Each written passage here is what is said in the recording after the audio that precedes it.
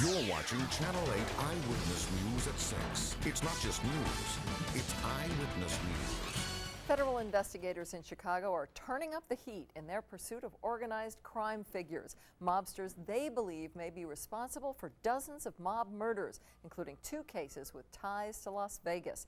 The slayings of mob figures Tony the Ant Spilatro and Teamsters official Alan Dorfman have never been solved, but that could soon change. George Knapp of the I-Team is here with the latest. Well, Paula and Gary, for more than a year now, FBI agents in Chicago have been talking to a mobster turned informant named Nick Calabrese, who's said to be spilling the beans on all sorts of unsolved crimes. Now, armed with what Calabrese knows, agents are putting pressure on other mob figures, telling them they'd better start talking because indictments are on the way.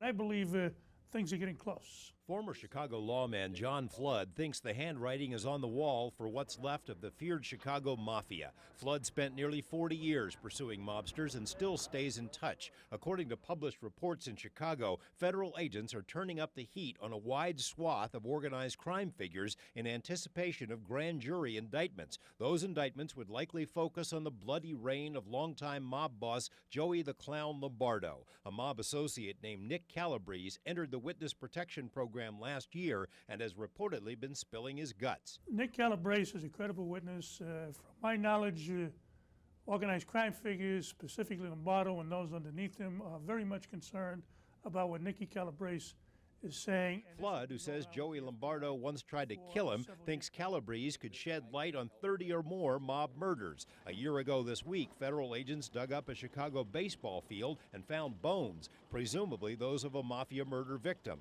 The remains have not been publicly identified, but the fact that they were located at all gave credibility to the stories being told by Calabrese, the protected witness. An indictment of Lombardo and others could finally shed light on 2 murder cases of interest to Las Vegas. Tough Tony Spilatro, the reputed rackets boss of Las Vegas, disappeared in Chicago with his brother Michael in June 1986. Their bodies were later found in an Indiana cornfield. Spilatro's wife says the law never really tried to solve the murders. Spilatro's lawyer said the same. I knew his habits. I knew his lifestyle. Not one question of me. And I really don't think they wanted to find out whoever killed him. John Flood says whoever did it would have needed permission from Joey Lombardo, who's already submitted DNA samples to the FBI.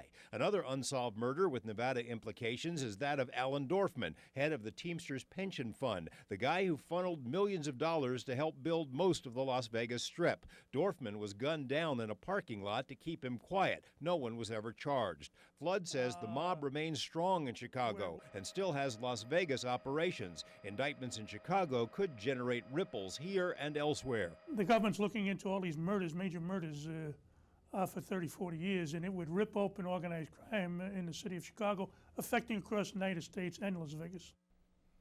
The last time we spoke with Nancy Spilatro, Tony Spilatro's widow, she told us, quote, "It's about damn time the FBI got around to solving her husband's murder." It hasn't happened yet, but law enforcement sources hint that the government has been given new information about who carried out the Spilatro hit, as well as the Dorfman slaying. Considering how old some of these cases are, though, the feds are not going to rush things at all, and we'll certainly keep you posted on where it goes. Thanks, George. Sure.